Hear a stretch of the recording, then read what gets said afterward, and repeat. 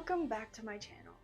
If you're new here, my name is Chrissy and I am the owner of Sugar and Spice Glitter Co. First of all, I want to say happy Halloween. This video is going live on Halloween and I had to get all dressed up for the intro today. Actually, I'm filming this video right before I have to head out to a Halloween party, and I thought it'd be the perfect time to film the intro for this cup because I kind of themed this together.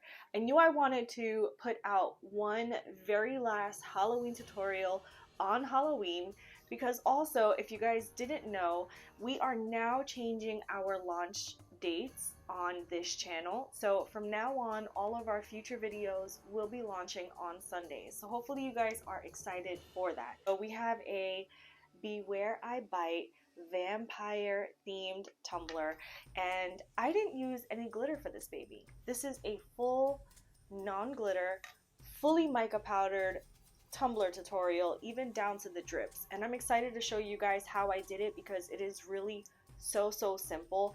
It's really not a difficult tutorial at all, but I really wanted to just do something fun, do something for Halloween, and yeah, celebrate and put up a fun video. So hopefully you guys are excited for it. I know this whole getup is a little bit different than how you normally see me, but if you don't celebrate Halloween, then hopefully you guys can still appreciate the video.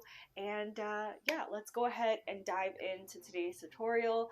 One more thing, we will also be announcing the winner of the tumbler that we created in my last video. So if you want to see if you were the person to win that tumbler, then stay till the end of the video to find out who is the winner. Let's go ahead and jump into today's tutorial. What we're going to do when we're getting started with our cup is prep. I am using a 30-ounce skinny tumbler from Craft Haven Tumblers. You can find everything that we're using in this video in the description down below.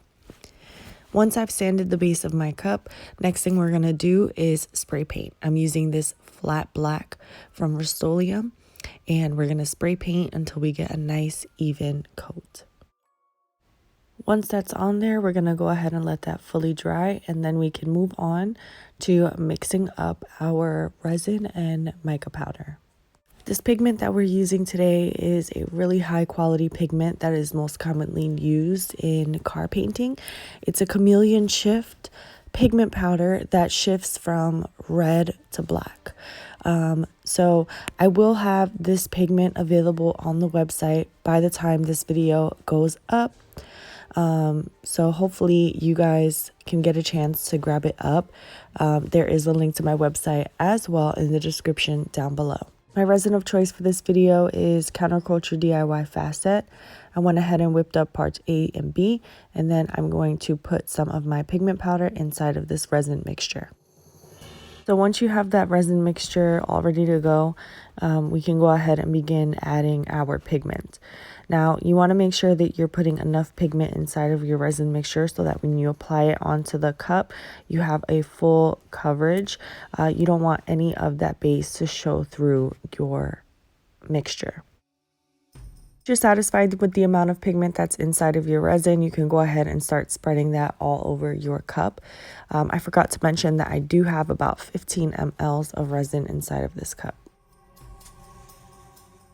So now we're going to go ahead and spread that resin and pigment mixture all over the cup.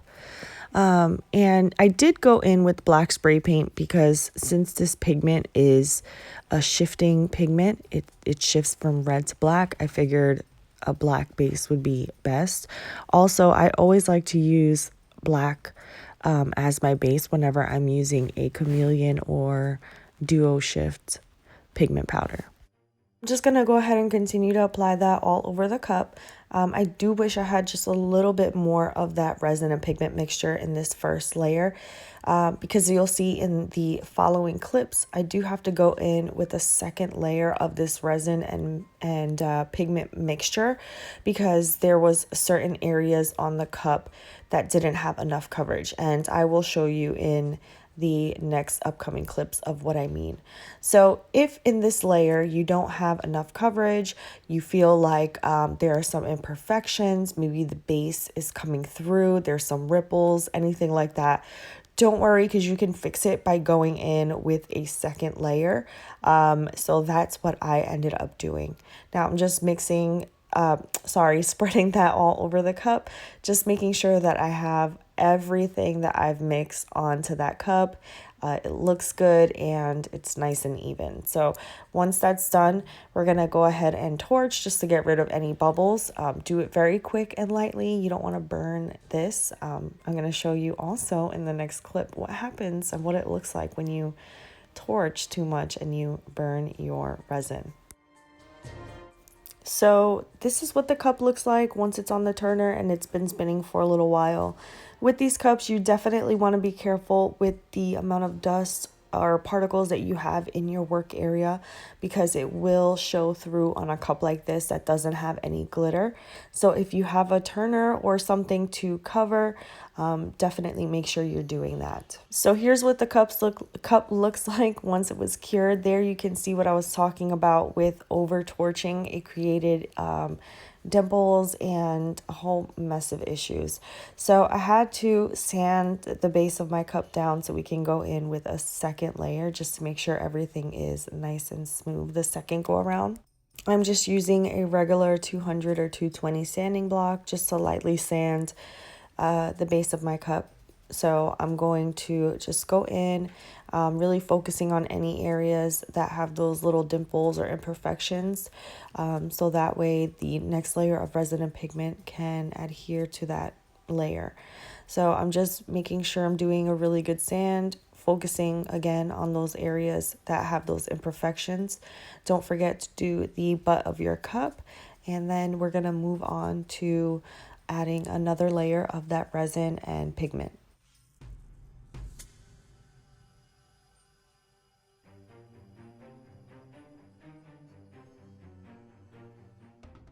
So for the second layer of resin and pigment, I thought I was recording, but I wasn't. So I wasn't able to record that, but it's the same exact way I did the first layer.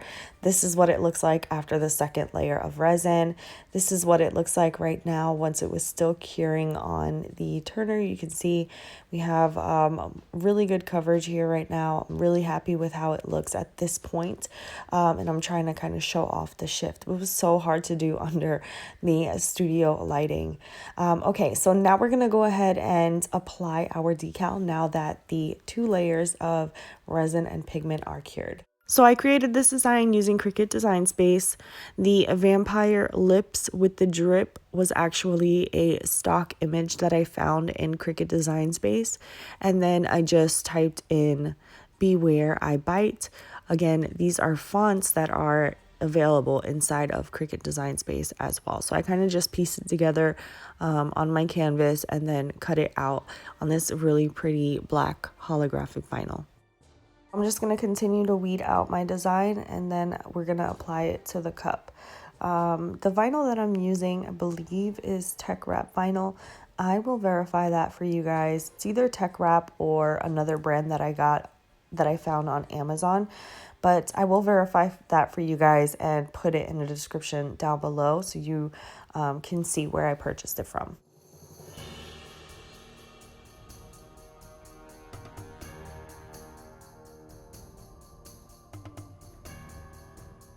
So I had an idea that I wanted to do drips on this cup. So when I was looking at the placement of where I wanted to put my design, I decided that I wanted to put it towards the bottom of the cup. That way I have enough space for my drips and I don't have to worry about just isolating the drips to the top of the cup. I really wanted this cup to be drippy. It's a vampire cup. I wanted it to look like blood dripping down. So I know I really wanted it to have a lot of drips. So that's another reason why I decided to just put the decal towards the bottom of the cup so we had a lot of playroom.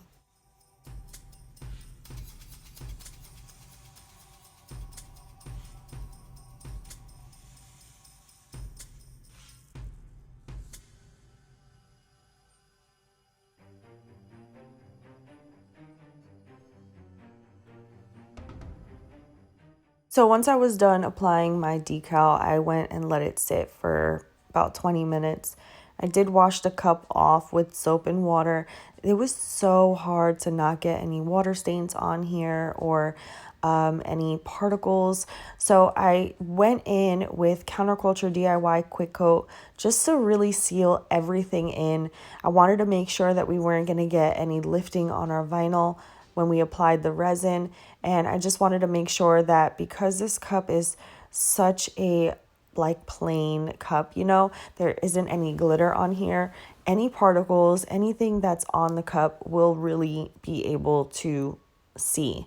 So I just wanted to put this quick coat on here just to seal everything in, just to make sure everything was all good to go before we go in with the resin.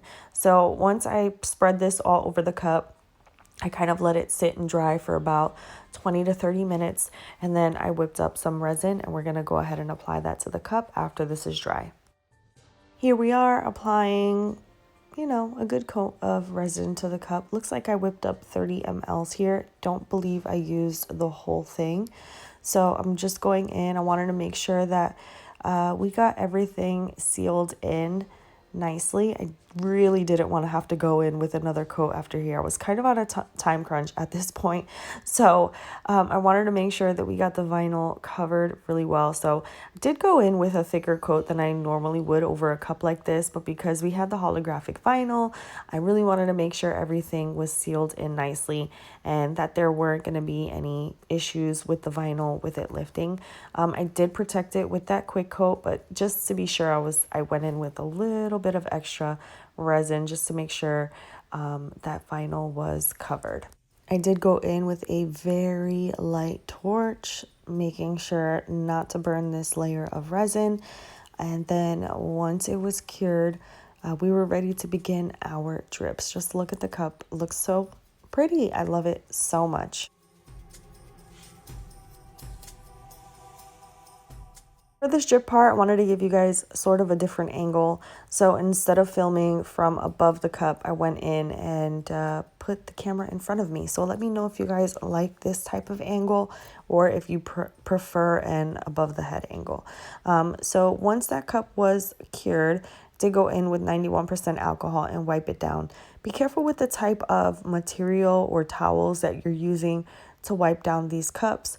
Again, these cups will show every little tiny bit of lint and imperfection. So you really want to make sure you're using a lint-free towel so you don't get any lint on your cup when you're wiping it down. If you can get a tack cloth, and you can find these at Lowe's or Home Depot. You may even be able to find them on Amazon. Those work really well for projects like this. They're normally used on furniture to pick up any dust that may be on the furniture before painting. So yeah, check it out. I'm going to have a link in there in the description down below so you know what you can look for. But anyways, we're going to go ahead and begin mixing yet another resin, fast set resin with the pigment powder inside of it. Now, normally I would do my drips using artist resin, but I was on a time crunch, so I went in with fast set just because since it cures so fast, it thickens a lot quicker than regular artist resin would. I would probably recommend for you guys to just do this part using artist resin if you can, because I noticed that with the fast set, it did put out a lot more bubbles while it was curing in my drips than regular artist resin would. So definitely keep that in mind. I was not happy with how the drips had some bubbles in them. But anyways, I just wanted to share that with you guys because as I learned along the way, I'm going to share that with you guys. So that is just my little word of advice in this video. But let's go ahead and continue on with what I'm doing right now. So I am just mixing up looks like I have about 30 mLs of resin in the cup. Overkill for a drip like this, but I wanted to make sure I had enough resin to be able to mix my pigment into. So I am doing my 2-cup process where I mix in 1 cup and then I get a brand new cup and I mix again just to make sure everything is mixed nicely. We don't have any issues with curing time. So once I have that in the cup, I'm going to just mix again and put the pigment. We're going to put a few scoops of that pigment inside of that resin, and then we're going to begin our drips. So now I'm putting a few scoops of that pigment powder into the resin. I am using the same color pigment powder in this first layer of drips. So this cup has 2 layers of drips to it. I went in originally with the idea that I wanted the cup to have the same color drips as the base of the cup. I really did like how it turned out, but then eventually I wanted to have a little bit more contrast and for the drips to match the vinyl that we have on the cup. So for this first layer of drips, I really wanted it to be drippy, so I wasn't waiting for it to thicken up that much at all. And I knew that I wanted the drips to be really long in the back of the cup. So I'm going to focus those drips primarily on the back of the cup. Now I am going to start by picking up some of that resin with my little mixing tool. And I'm going to just begin by kind of lining that resin at the top of my cup. When you lay it down like this, it allows the resin to kind of just sit there until you're ready for the drips to begin dripping down the cup. Now, as I'm starting to kind of spread that along the top, you can see that I'm continuing to angle my cup in a way that it doesn't allow the drips to fall that fast. Once I have that first kind of line of that resin and pigment, I will begin to kind of stand the cup up to let the drips fall down. So again, I'm just kind of lining the top of my cup with that resin. And you can see that the drips are starting to begin to fall as I start to stand my cup up. Once I have that first kind of layer down, I'm going to stand it up and then really go in with applying those drips.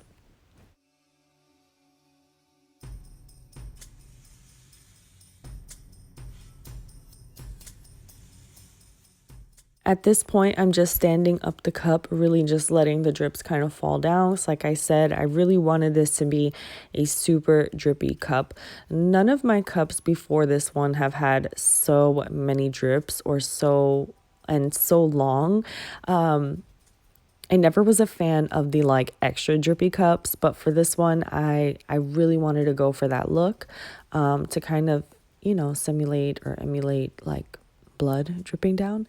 So you can see that I'm just really going in with those drips, not being really too careful. Even if the drips kind of like fell down before I put it on the top, kind of just let it be. So yeah, I'm using that full mixture that I have there. And we're just going to let that fall and cure. And once I'm done applying those drips, I'm going to let them fall until I'm happy with where they're at. And I'm going to put them on the turner to let them cure. So here you can see I put it on the turner. We're going to go ahead and let that cure. And here is what the cup looks like now that it's cured. So here is what it looks like with the first layer of drips. I went ahead and started to mix up my next resin mixture. And with this second layer of drips, I'm going to go in again with a mica powder.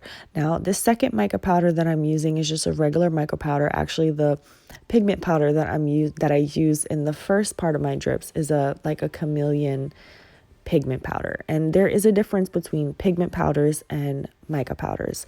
I'm not going to go through that right now, but there is a difference. So the second drip, I am going to be using a charcoal silver mica powder, and then I went in with just a little tiny bit of black acrylic paint because I wanted this drip to just be a little bit darker, and I was trying to get it to match the color of my decal. I think I did a pretty good job matching it. This is what it looks like now that it was mixed in with the mica powder and the black acrylic paint. So for this second drip, I did end up adding some Nice and Thick from Counterculture DIY. In my first drip with the chameleon pigment powder, I decided not to go in with nice and thick because I wanted it extra drippy. But for this second layer, I wanted it to be a little bit thicker. I am using, again, Facet, so it does cure a little bit way faster. I was going to say a little bit faster, but it's way faster than a regular resin would, right? So I just added a little tiny bit of that nice and thick because I didn't want it to start like going crazy curing on me. Just wanted to thicken it up just a little bit. So I went in with just a little bit of that nice and thick, kind of poured it in there, started mixing it up with my popsicle stick. The popsicle stick I'm using for this second drip, I actually think it worked out a lot better than that smaller tool I was using for the first drip. I think I had a lot more control with where I was putting the drips, and it just helped me kind of place them down a lot easier. So I am beginning to add the second layer of drips the same exact way that I did the first layer of drips, where I'm laying the cup down and kind of spreading that along the rim of my cup. Then once I'm happy with how it's placed, I'm going to stand it up and then just go in again like I did with the first layer of drips with this one.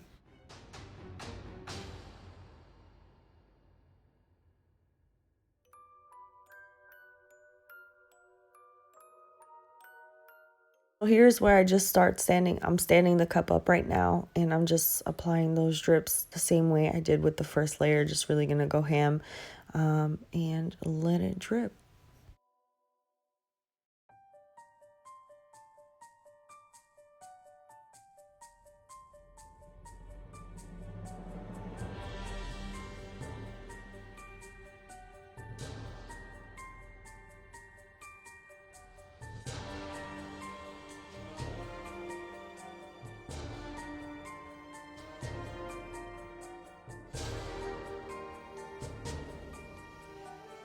Once I'm happy with the amount of drips that I have, kind of just let it stand there and kind of cure, and then put it on the turner to let it cure the rest of the way.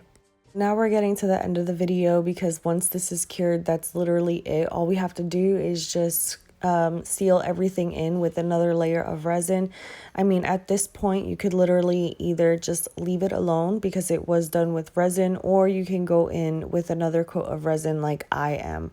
The reason why I went in with another layer of resin over the drips and the whole entire cup is because there was a little bit of texture in the second drip that I put. So I wanted to make sure that the cup was nice and smooth. We had a nice layer of resin to finish everything off, so I'm going in with that Counterculture DIY Artist Resin for my final layer, just to seal everything in to make sure we have a good coat. And yeah, just make sure that you're spreading that in between your drips, you're getting everything covered. And once you have a nice solid layer, you can torch just a little bit and let it cure the rest of the way. And that is it for this cup.